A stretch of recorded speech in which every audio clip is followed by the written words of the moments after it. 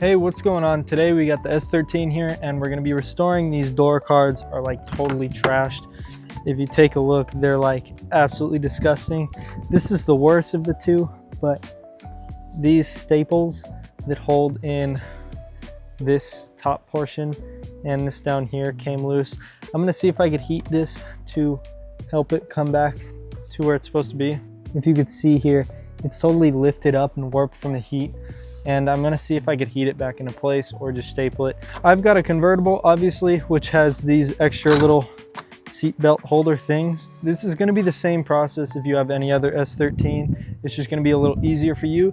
If you do have a convertible though, you're very lucky because this is super rare to find information on. I couldn't even figure out how to get these door cards off without breaking them. So let's get started. I'll show you guys how I get these door panels off, and then we're gonna reupholster them with some suede and paint them, fix all the cracks, probably use some JB Weld. They'll look brand new when we're done.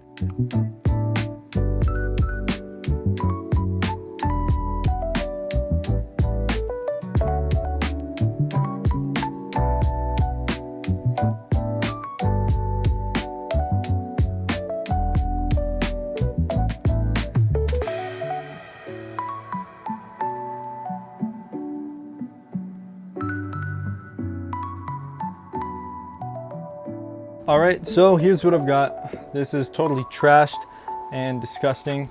So I'm going to start reupholstering this. But before I start reupholstering this, I want to show you guys, I just got these in the mail.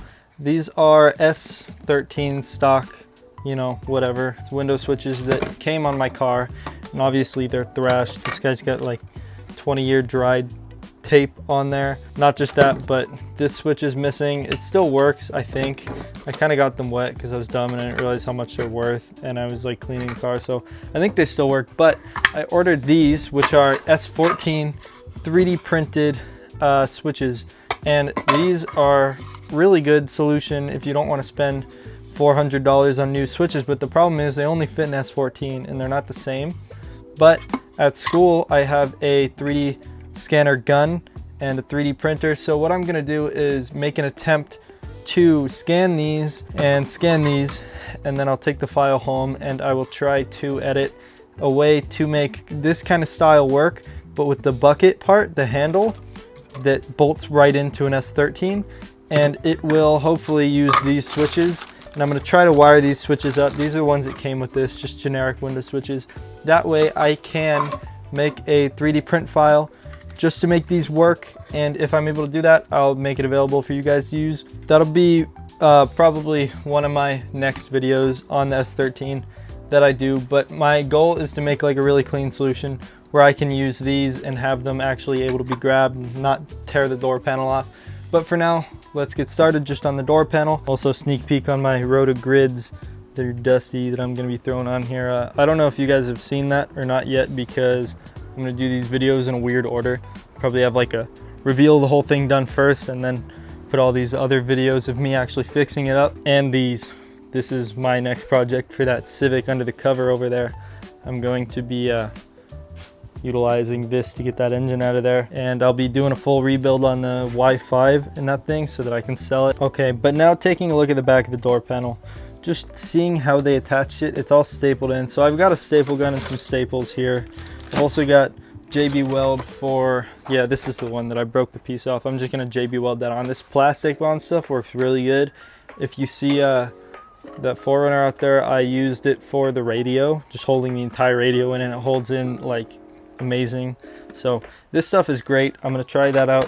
And then I've also got suede material that I can just reupholster the armrest piece with. Hopefully I have enough for both doors, but my plan is to just remove all these staples, get this piece out. By the way, this is sturdy. I'm used to Civic door panels. Those EK door panels are like trash, but this thing, I mean, it's heavy, but it's nice, so that's good. But yeah, I'm gonna try to get these detached, and it'll be straightforward to reupholster. I've got some of this stuff. I got a bunch of random 3M adhesive spray, so that's what I normally stick the cloth on with. You just don't want to put it right out in the car immediately. You kind of want to have it drying in a way that gravity is on its side before you put it in the car. I learned that when I put my headliner in the summer in Vegas, and it just totally fell like a week later because the heat's just pulling it down and it never got to cure. And by the way, ignore all this trash. Other than this bin, it's all my parts bins from the projects I'm in the middle of. That's all the S13 parts and wheels, obviously.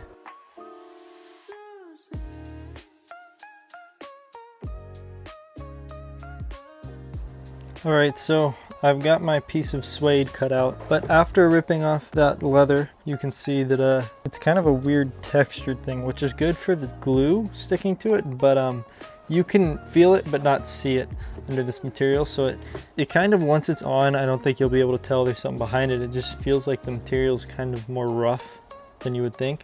So I don't think it'll bother me. Foam back material would be the solution to that, although it might be harder to work because this is a really deep recess here, and that'll be easier to work without foam backing.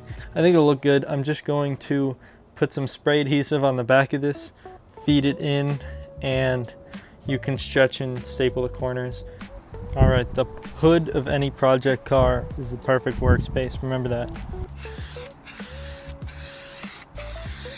Okay, and this is the big fuck it up or don't moment. Oh, already fucking it up. Oh God, doing this in the wind is pretty crazy. All right, and then I'm going to carefully feed it first into this really deep recess. And then you want to relieve some of the tension at the top so that you can keep feeding it into the deepest point. All right. You got to be really careful not to touch the good side to the glue. All right, so this is my second try at this, but what I've learned is I think I'm gonna do it in sections because you have to get the back and the piece it's going on glued, and you also want to be careful about getting glue on the front face of it. And this thing, you gotta test the spray and then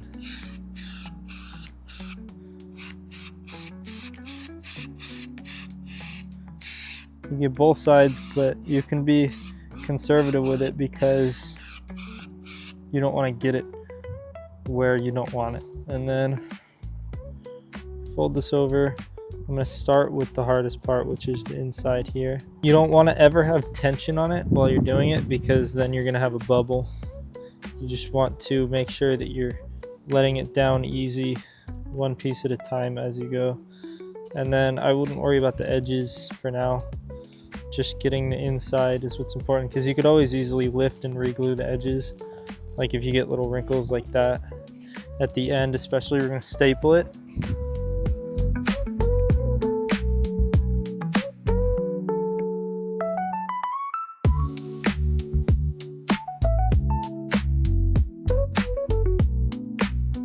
All right, it's on without glue. It took me 3 tries, but now it's good.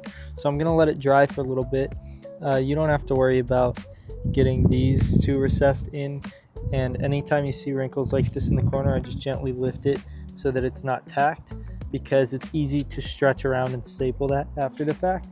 So all the edges you don't gotta worry about, and the holes, just let it dry in an environment where you're not gonna get glue on the face of it, and we're good. Okay, so now that it's pretty much dry, what I'll do is I'm just gonna wrap all the corners tightly and staple them across the whole thing. What I might wanna do before that is actually work on this in case it doesn't go well.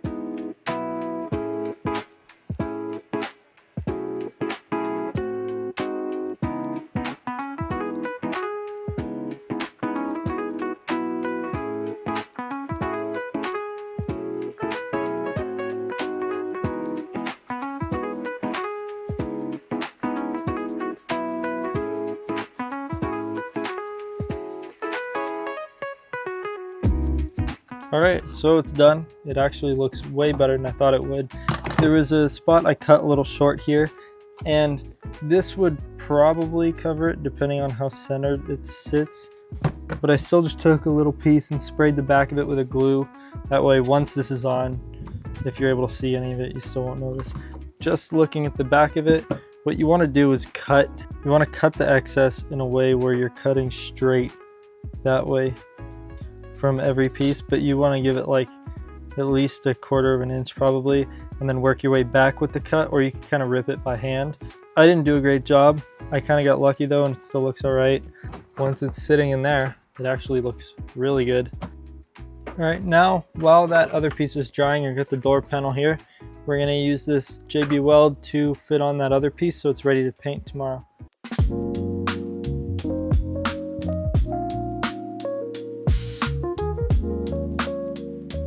All right, it's the next day and the door panel down there is done. Well, it's not done, the glue is dry, but I also was able to take apart some of these pieces. There's just a couple Phillips on the back holding it on, so I took the speaker out of the cover and then this thing came off so that I can paint it separately.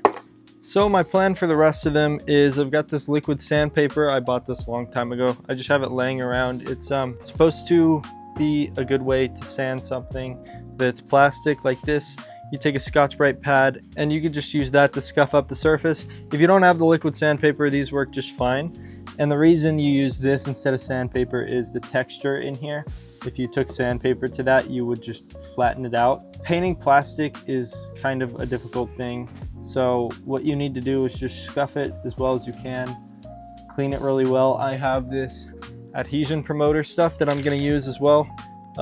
And on top of that, you do really light coats one at a time, just like the carpet, of this vinyl and fabric spray. And right now, I'll just start sanding this down with that liquid sandpaper and the scuff pads, and we'll see how it goes.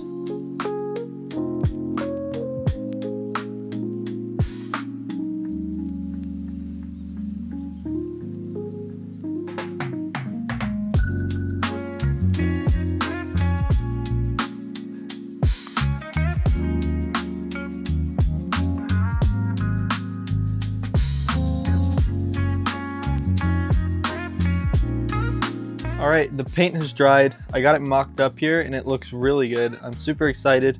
The last thing I got to do is staple this thing that I reupholstered before onto it. So we'll do that. I'll see how it goes. All right, trying to make it through 2 layers of this thick stuff.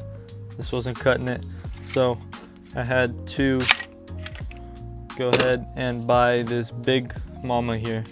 Let's see if this can do the job. I'm hoping it doesn't go too far now, but you know, there's a chance it just won't go through it all still. Let's see.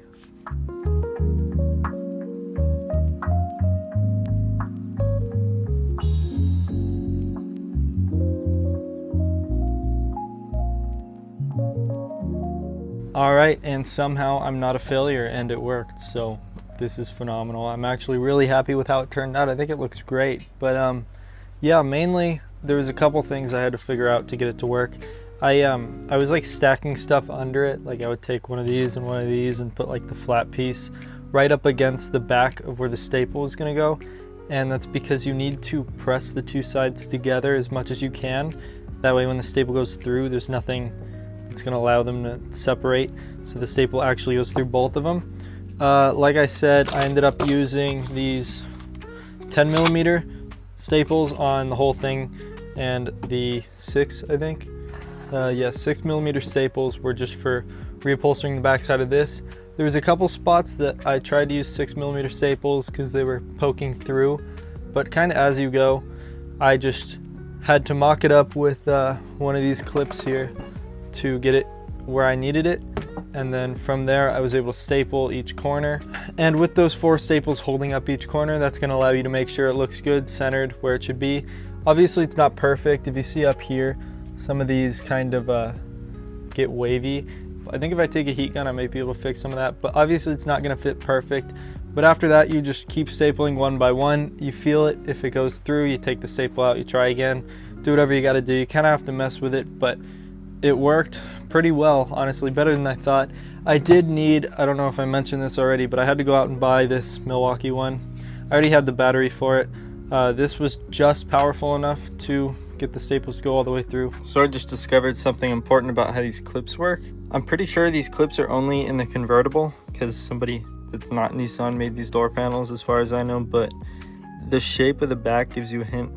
They like go in with that sharp tip and then they twist in.